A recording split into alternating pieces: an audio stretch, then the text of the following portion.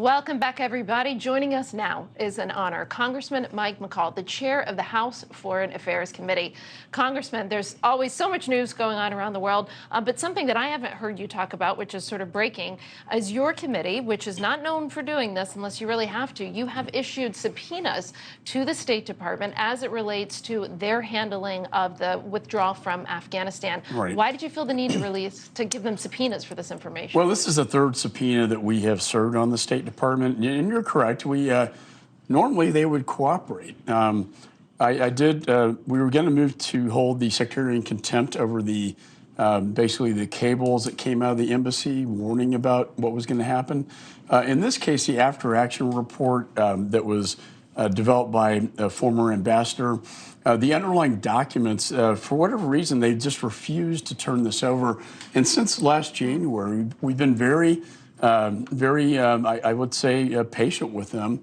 And now it's been almost 7 months, and they will not turn the documents over, so we served the subpoena. Have they given you a reason why they're not turning them over? But I suspect, as you know, you worked at the State Department. It involves emails, cables, all the underlying information that went into the after-action report. I think there's something there that's embarrassing, obviously, but the American people deserve to know. I was with the 13 servicemen and women's parents just the other day, and it was very powerful and very emotional to be with them.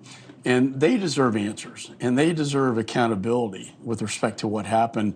And the American people deserve that as well. Well, we're coming up on the 2-year anniversary of the fall of Kabul. Hopefully, you'll get to some of those answers of the State Department.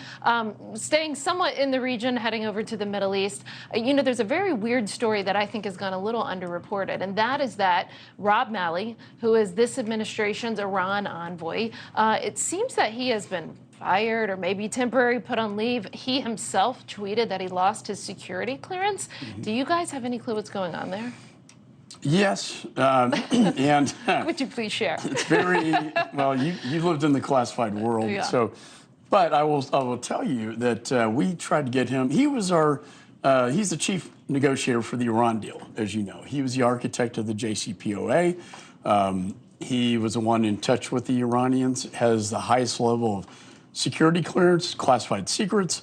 What's very disturbing is that we tried to get him to testify for our committee, come in, give us classified briefings.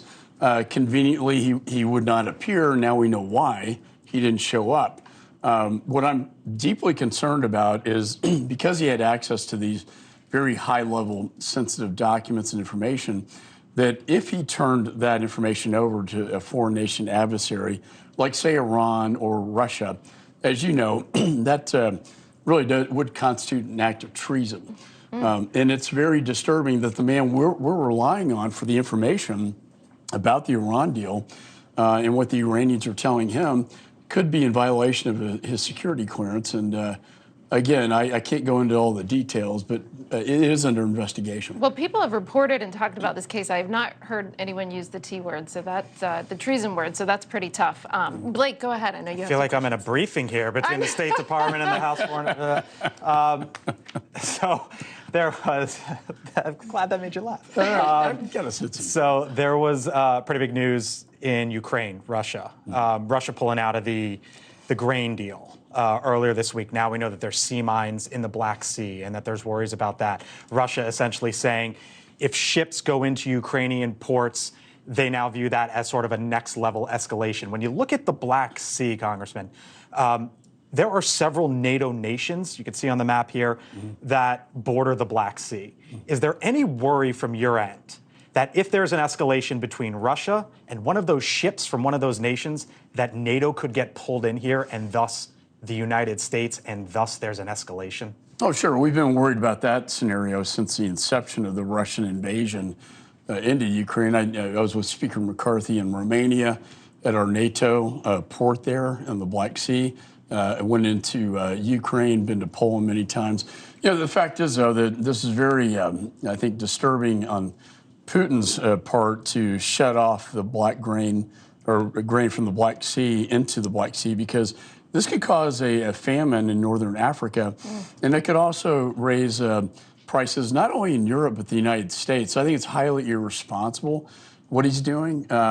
But he's desperate now. But is this like a commerce war? Is that, can it escalate to like a commerce war or something much higher? Well, remember, Ukraine is always called the breadbasket of Russia, Yeah. which is why he wants it back, I think. And it's a third of the wheat supply for the entire world. Yeah. And so food prices are very important here. I talked to the Turkish ambassador. Turkey's trying to negotiate this with them. Okay. I hope we get some progress, but they can't get it out by rail as well. Right. Just the Black Sea is...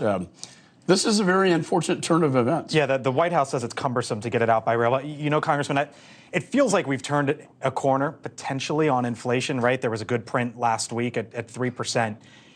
And I just wonder, with us sort of turning a corner on inflation, hopefully, are Americans going to feel the effects of this at the grocery stores here? Because we're already seeing wheat prices jump, right? And that's sort of the last thing we want is a reversal on the inflation front. Well, that's correct. I think we will. How bad? It affects the entire global food market. And again, I think the region will get hit the hardest will be Northern Africa. It could set them off into a famine. I've met with the World Food Program. You know, David Beasley was the head of that. He negotiated the deal with Putin. I hope we can make some progress. But the fact is, we will feel this here in the United States. So I can't let the Foreign Affairs Committee chair come without asking you about China. Last question here, we have to. You know, so there has been actually a sea change in this administration's policy towards China. Some of it, they were keeping Trump-era actions towards China. But the last 6 weeks, we have seen 4 Biden administration officials go to China. They're trying this strategic engagement. Can you, I don't really know what that means. What are they getting out of this, and why did they shift policy on China? You know, I think they thought they want to thaw the Cold War, if you will, China. But, you know, I look at what, you know, Secretary Pompeo, who you worked with, you know, you don't go to the negotiating table out of weakness. You go out of strength and leverage. They stopped sanctions on China. They stopped export controls, like, say, to Huawei, just for the sake of having a meeting. This is very disturbing to me. And this comes on the heels of the spy balloon. Now we got wind that there's a spy station in Cuba. And also, as you know, the State Department, now all these hacks at Secretary of State, you know, in the State Department, in the East Asia Pacific Division, hacking them to know what's going to happen both before, during, and after these meetings. You can't trust them. You have to go in clear-eyed, and you have to go in with strength and not weakness. And I'm afraid, typically with this administration, it's out of weakness.